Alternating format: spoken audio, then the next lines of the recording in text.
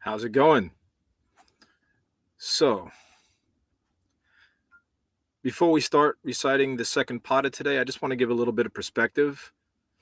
After working with healing the sick for 10 years, 4 years of which was done on an everyday basis, up to 3 times a day, where I was doing healing touch and Reiki. Along that time, when I was healing some of the people, I realized that when I would take their pain away with healing touch, because at the high levels of healing touch, okay, you have pain and you have absence of pain. Okay. And when the nerves in the mind are weak, people will fold to pain. Let me give an example. Some fighters have a higher pain threshold than others. Uh, Pain tolerance. So pain threshold is the same. Okay. If I bend your finger like this, if I get past a certain point, you're going to feel pain. So pain threshold is usually the same for all beings, but pain tolerance is something that's different. Pain tolerance is how much pain can you take before you collapse. Okay. And in the Yoga Sutras, the second pada, which we're getting in today, gets into asana. And asana, one of the reasons why it has to be done is to strengthen the nerves. Now, your nerves and the myelin casings in your nerves will strengthen if you meditate, study, and practice your physical asana and eat well. Thank you for joining. So, when you build up your pain tolerance to the point where you're basically immune to pain, for example, I do cold water training, martial training, workout training. I've worked through injuries that would cripple a man. I actually was crippled. So when your pain and your nerves get to a certain level, you can mentally just with your nerves get rid of pain. So after doing the healing touch to people, when I would take away their pain, what I noticed would happen was it was their mental continuum that was causing the problem. Okay. So let me give you an example.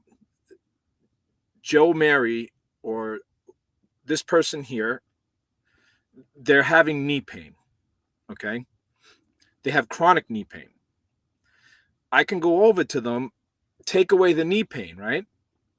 Then 3 minutes later, they're asking me another question about the knee pain. You understand? So even though I could get rid of the pain, the mental impression that they were in pain was what would come back. So even though I would heal certain people's pain, it didn't get rid of the causes of it.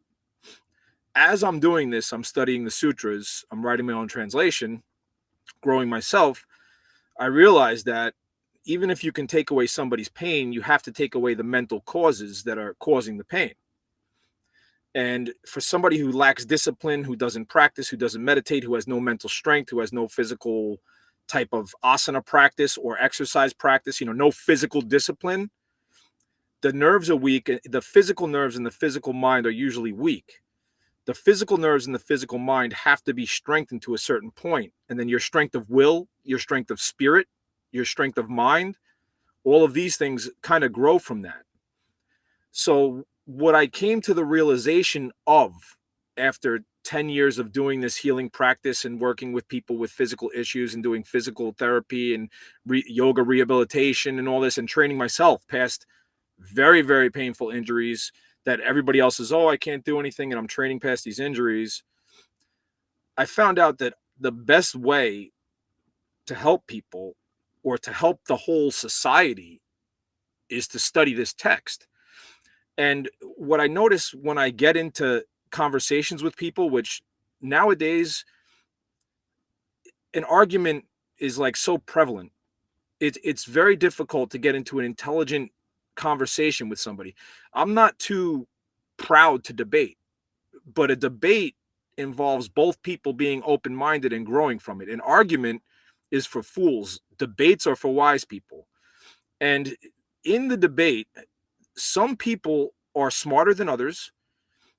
Other people know things about different subjects than others.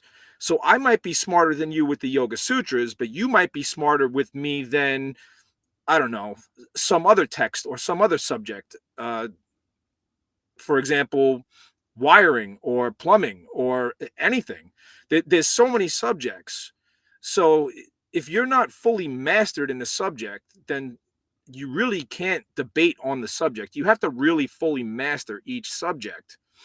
So when I get into conversations with people about things like anger and these other things and the spiritual text, I get a lot of people that talk back and they haven't even read the text, let alone have they recited the text. Do they know the text from back to forth? Have they translated the text? So before you know everything, you really shouldn't comment on it. And even though I do know the text, I'm still open-minded to feedback that I might get. So after that, I understood that it wouldn't be just one-liners on my Facebook page. Okay. It's not going to be one enlightening conversation with a person where they say something and I tell them the wisdom that they need. You really have to know the entire text. And that's why I study and recite the text nightly. Not only that, I'm in the stage of purification with my process. Okay. And reciting the sutras purifies you. So not only do I get to share the sutras with you, I'm also reciting them myself. Just like the Buddha and Patanjali both say, you have to recite the sutras. That being said, thank you very much for joining. I'm happy that there's people coming to study with me. The second pada is practice. So the first pada is Dharma. As long as you have a decent understanding of the Dharma, you're going to get the second pada no problem. But the second pada, there's practices that come into play. This is where we start to cross the threshold between knowledge and experiential wisdom that comes through practice. Because you can't get there just with the Dharma. Do you need the Dharma? Yes, absolutely. The chances of anybody reaching Kaivalya or overcoming pain and suffering or reaching spiritual enlightenment without hearing the Dharma are basically slim to none. In fact, it's pretty much impossible because the Buddha himself studied this text, okay? The Buddha, when he was in the palace, had the best education of any person on the planet, all right? Because India was very thick with wisdom. And there is no doubt that the Buddha studied Sankhya philosophy. What is the Yoga Sutras? It's the epitome of Sankhya philosophy.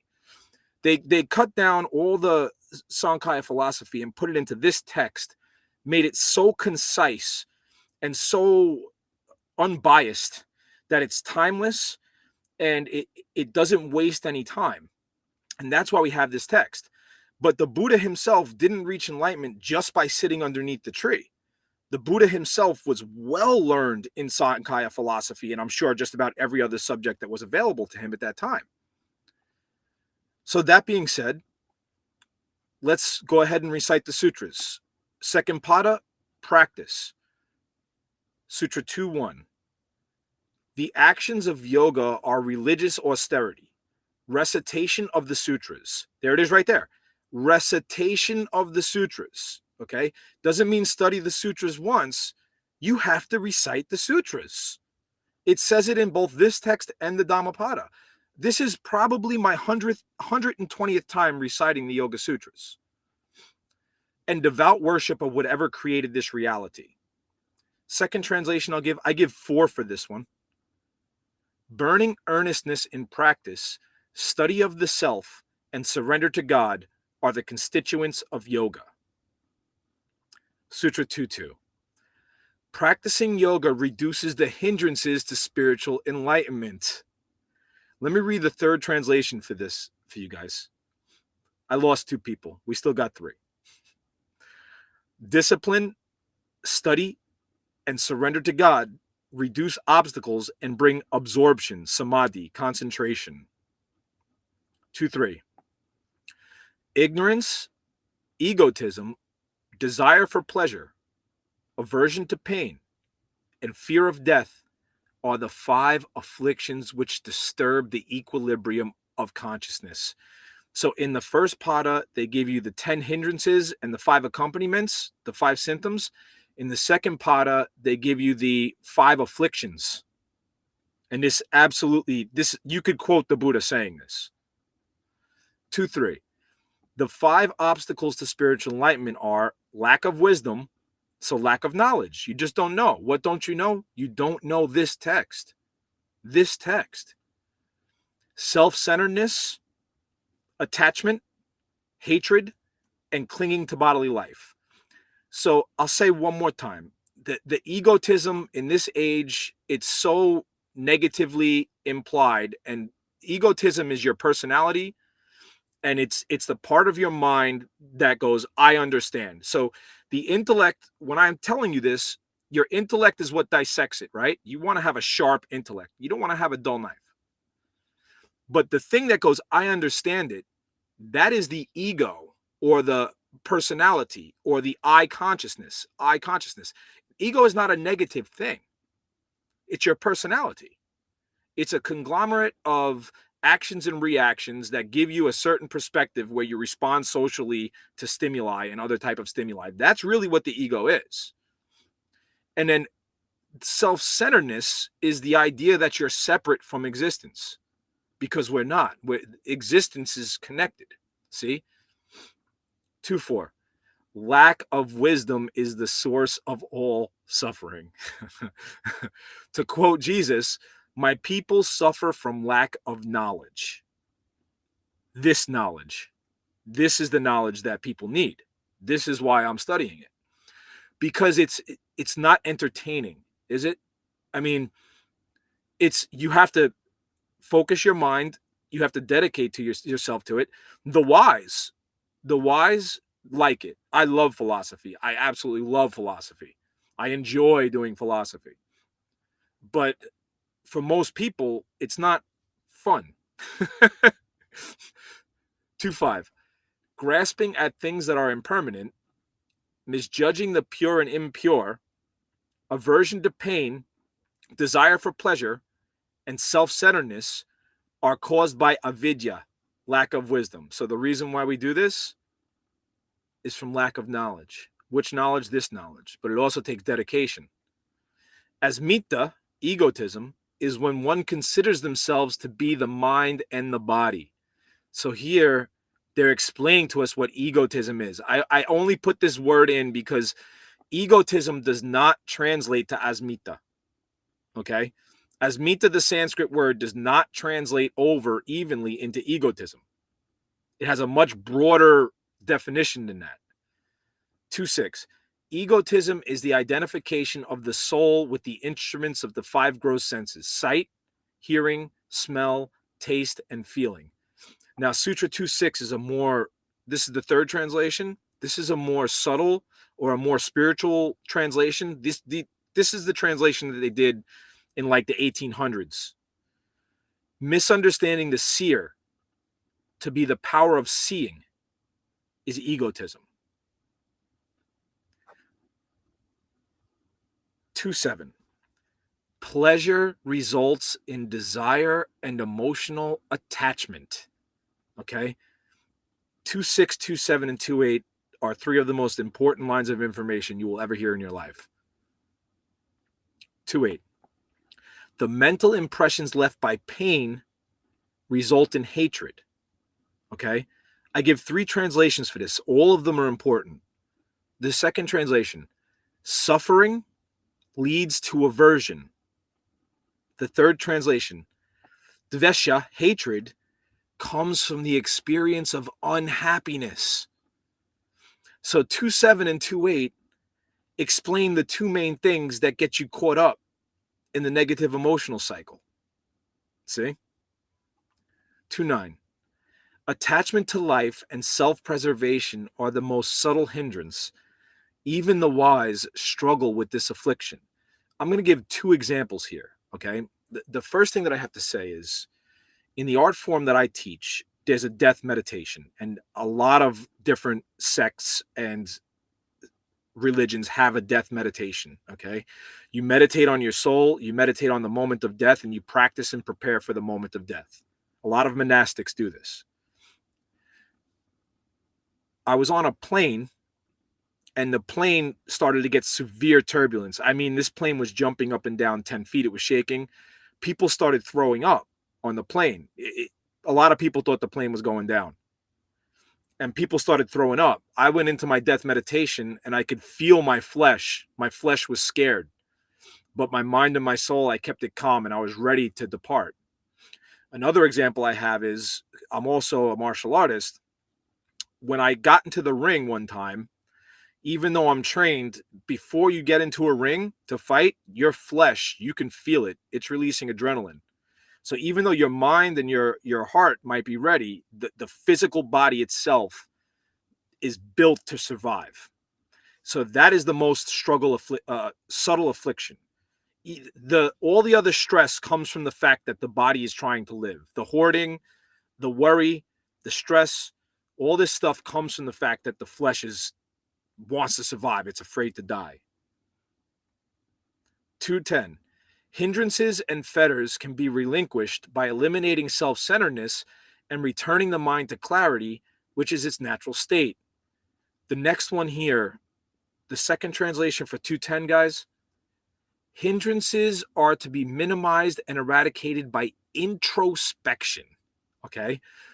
Another word for meditation is introspection. When I introspect an event, or I introspect myself, or I introspect somebody else's comment that they reply to one of my wisdom quotes or something like that, when I introspect it to get to the bottom of it, to see what it really is, during that time, discernment, the brain goes into meditation when you're discerning, when you're introspecting. Okay.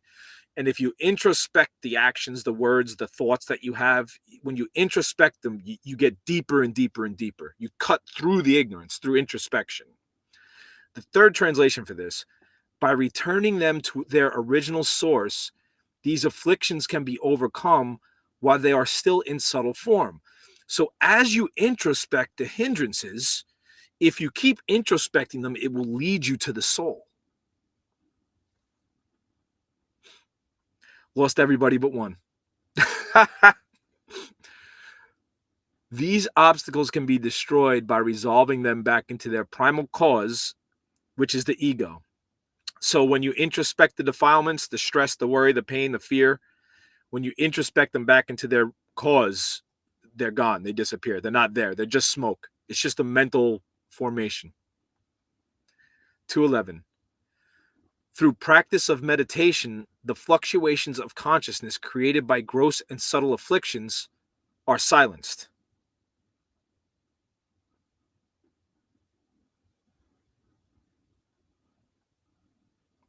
$212. Our previous actions and reactions have been good or bad. Due to our previous experience, we either like or dislike things. This causes afflictions. Our previous actions and reactions are stored in the Akashic record and may ripen at any time during this life or the next. I wonder who the one person who stayed with me is. 213. As long as the idea of a separate self exists, it will give rise to lifespan, experiences, and the type of birth one takes. 214. Pleasure and pain are caused by merit and demerit, which is the result of our previous actions and reactions. So your good actions cause happiness, pleasure. Your bad actions cause pain. 215. Transformations cause misery. This one here, 215, again, this is one of the more important sutras, all right? Transformations cause misery. Mental impressions cause suffering. And the conflict of the energetic forces of the universe cause discomfort. Therefore, wise and discriminative beings see that all life is tinged with pain and suffering. So right here, this is what I'm talking about. And I just got done with a conversation with someone who's telling me, anger is good, basically. And it's telling right here, transformations cause misery. Mental impressions cause suffering. So when transformations cause misery, they also cause agitation. And when they cause agitation, that causes negative thoughts and emotion, which causes pain. You see? So by understanding the knowledge, you cut through, you now have the information that you need to know to overcome it. And then you have to start practicing the samadhi states, the concentration states, the introspection. See? These practices have to be done along with the knowledge. 216. It is possible to prevent future suffering. Right here. How important is this? Oh, by the way, it's impossible to prevent any pain or suffering in the world. Really? How? Oh, read this book. Right here, 193 lines, 2,600 years old. Public book, free. Read this book. 217. Preventing contact between the soul and the perceivable world prevents future suffering. Bam! Right there. Preventing contact between the soul and the perceivable world prevents future suffering. So what did Jesus say? Woe to him who gains the world but loses his soul. Then he says, if people have the love of the love of the world in them, then they cannot have the love of the Father. And now when we get into this even more, it tells you exactly why. And that's why this text is just absolutely phenomenal. Nature has the qualities of clarity, activity, and stillness. This, along with the elements and the senses, provides experience for enjoyment and the liberation of soul. So Sutra 218 is the purpose of life, to enjoy life and to liberate your soul.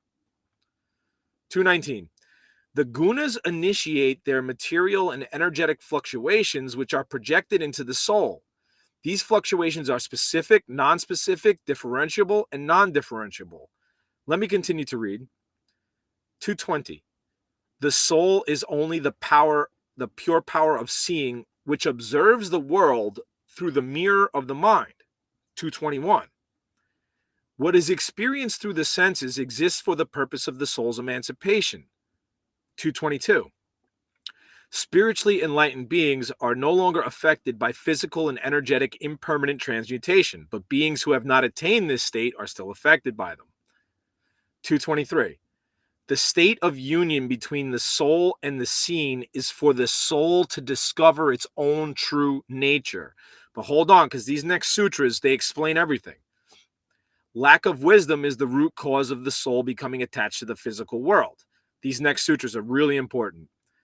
Through proper knowledge, the light of wisdom dawns, destroying ignorance and liberating the soul from the perceivable world. 226.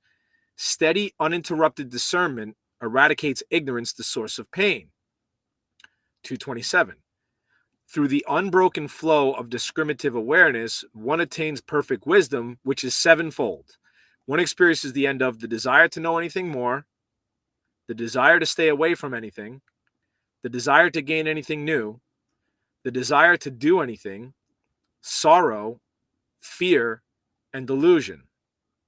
228. Through devout practice of the 8 limbs of yoga, impurities are destroyed and the crown of wisdom radiates gloriously. So now, when Buddha explained the Dharma, the first thing he did was explain the 4 noble truths. Suffering, the cause of suffering, there's a way to end suffering, and then the 8-fold path. All he's doing is talking about the Yoga Sutras, okay? They give you the cause of suffering, the hindrances, the afflictions, the way to overcome it, and then they give you the 8-fold path to practice so that you can overcome the suffering. So it's the same thing. 229. The 8 limbs of yoga are universal morality, observances, steady, comfortable, aware posture, breath regulation, withdrawing the senses inwards towards the soul, concentration, meditation, absorption of consciousness in the soul, samadhi. 230. Nonviolence, truthfulness, never stealing, abstaining from sexual activity, and non-possessiveness are the universal moralities. So now in 230 and 231, they give you the 10 timeless moralities and observances, regardless of race, religion, time period, and they're non-offensive. They don't offend the wicked. They don't offend the egotistical. They're put in a completely and totally non-offensive way. 231. These noble vows are universal and apply to any social class, location, time, or circumstance. 232. Purity, contentment, self-discipline, study, and worship of God are the observances. 233. When disturbing negative thoughts arise, think of their opposite. 234. When negative thoughts or actions are done, either directly or indirectly, or even approved of, it is caused by greed, anger, or delusion, and desire mild, medium, or intense in degree. Through introspection, the cycle of pain and ignorance is ended. So here, if you keep having negative thoughts, you're going to speak them. and eventually they're going to manifest. So when you have the mindfulness and the introspection becomes so important, because when you introspect your negative thoughts and you turn them into positive thoughts, it begins to erase it. And if you're on a subconscious level, if you're not fully conscious, you're having these thoughts subconsciously. But when you start to meditate, they start to come to your conscious awareness, and you start to see your thoughts more, and you begin to find space between your thoughts more. And there's a physical change that occurs in the brain. The frontal lobe of the brain is responsible for intellect and discernment. This part here. So as you do this, you're increasing your concentration. So there definitely is a physical aspect to it, and the second pada gets into the physical aspect. When you master nonviolence in speech, thought, and action, your aggressive nature is relinquished. All beings will then abandon hostility in your presence. 236. When one masters honesty, any word spoken instantly manifests into reality. 237. When you completely abandon stealing as an option, wealth and abundance will come to you. 238. Knowledge, vigor, valor, and energy flow to one who has mastered continence, celibacy. When you firmly establish yourself in the principle of celibacy, you will acquire creativity, strength, virility, and potency. 239. When one is free from greed for possessions, the details of previous births becomes known. 240. As a result of practicing purity, one develops disinterest in contact with others for self-gratification. 241. When the body is cleansed, the mind purified, and the senses controlled, joyful awareness needed to perceive the soul occurs. 242. When one masters contentment, supreme joy is attained. 243. By accepting but not causing pain, impurities of the body and senses are destroyed, and higher powers are acquired.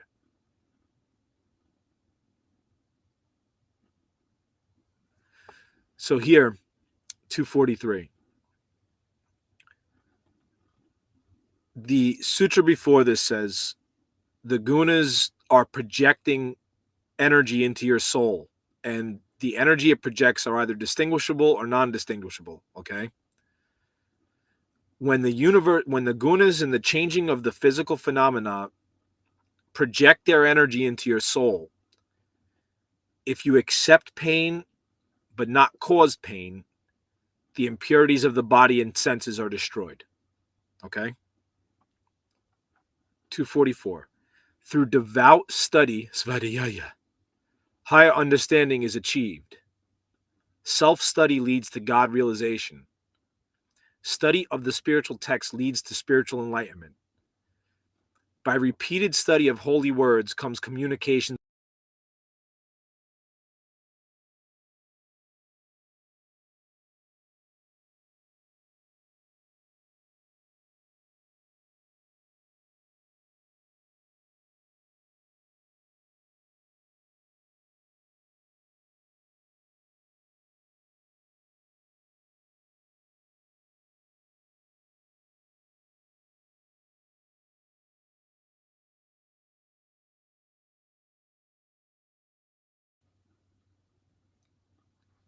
Okay, I lost signal for a second. I'm back. 246. The posture should be steady, comfortable, and aware. 247. One has mastered asana when exertion becomes effortless and the mind is focused on infinity. 248. After one has mastered asana, they will no longer be disturbed by pairs of opposites. 249. After asana is mastered, regulation of inhalation and exhalation should be practiced. 250. The three movements of breath are inhalation, exhalation, and retention. They are either long or short and are to be regulated by space, time, and number. 251. There is a fourth kind of pranayama that is more subtle than the three gross aspects. So if you do your breath work, eventually you'll get into energy work. The physical breath work leads to the awareness of energy. 252. When one masters breath regulation and awareness, the veil covering the light of knowledge is removed and true wisdom dawns. So it's done specifically in the order of body awareness. The body has to be strong, comfortable, and aware. Then breath awareness. Then concentration.